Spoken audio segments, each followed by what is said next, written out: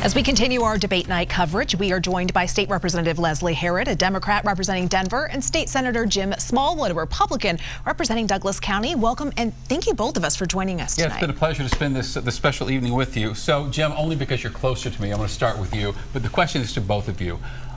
Trump and Harris both better or worse than you expected tonight?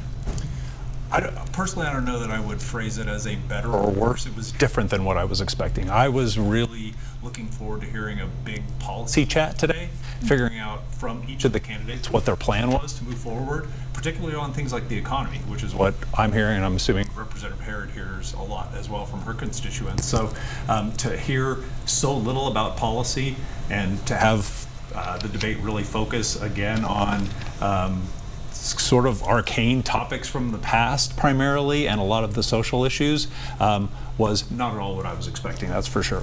Well, Leslie. I mean, a conversation about January 6th is not an arcane topic from the past. And quite frankly, I think that Kamala Harris did a great job in showing what it means to be presidential. You know, the way that she handled the debate, the way that she had conversations with Trump showed how we want the leader of America to look like and be like and sound like. What we heard from Trump was, quite frankly, completely unhinged. I was surprised that he wasn't coached better, honestly. I was surprised that after his, I think, 7th debate, that he didn't come out stronger and understand where his weaknesses were. He walked into every single trap, and Kamala Harris welcomed him in. Chris Christie said afterwards that whoever coached him should be fired. Should be fired, which Trump loves that line, loves to fire people. Let's talk about who controlled the narrative tonight. Whose performance do you think really stood out that we'll be continuing to talk about tomorrow and the days to come? And we'll start with you, Jim.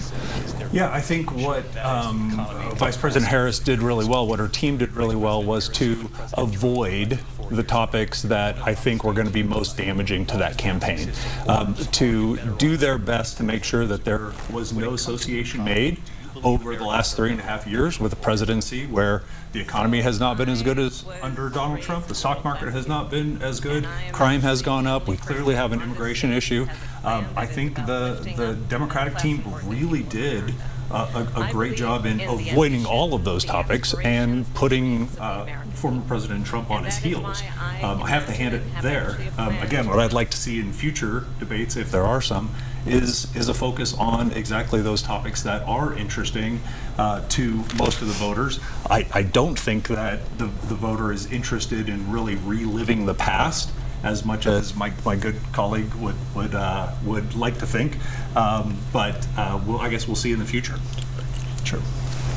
You know, listen, would I have liked to hear more concrete policy conversations? Absolutely. But every time there tried to be a meaty conversation, we heard rhetoric and lies that we see on Twitter every single day, parroted by Trump. I mean, we're talking about people eating their dogs during a presidential debate, lies that have been spread on social media. And I think that's what we're going to hear about over the course of the next couple of days. We're going to spend a lot of time debunking the lies that were spread by Donald Trump, as opposed to the policies that really have been lifted up by Kamala Harris. I mean, if we look at the plan that Kamala has for the economy, for American households, you know, to bring down the cost of things like everyday things like groceries, that is what we want to hear more about. But we can't when we're fighting against someone who's completely unhinged and disconnected from reality. Well, I thought it was so interesting. Danielle Coyd, our reporter out of DU tonight, had this great interview with this student who said, we usually just see 1 minute, 30-second clips of this, and it was really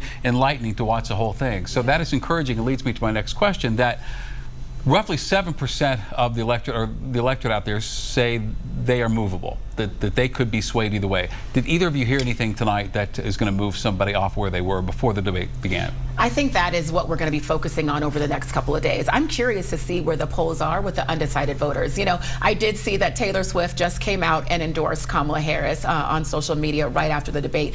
And it's because she said Kamala believes and champions the issues that matter most to her. I'm going to say things like abortion, things like the cost of groceries do matter. And hearing that from someone who is in this presidential debate, hearing that from Kamala, I believe will move voters. In fact, that's my hope, that we see a change and a shift there. But I also hope it spurs more people to get off the couch and come out and not only vote, but campaign too. Jim, about 20 seconds here. I don't think the voters really learned anything today, not on the meaningful topics of inflation, crime, the economy, immigration. That is what I think the voters were waiting for.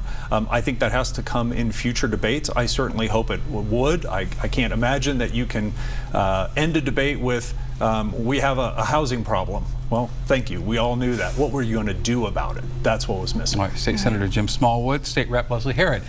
Thank you in advance for sticking around, because I would like to talk to you a little bit more in the broadcast. Thank you all. Appreciate both of you. We'll be right back.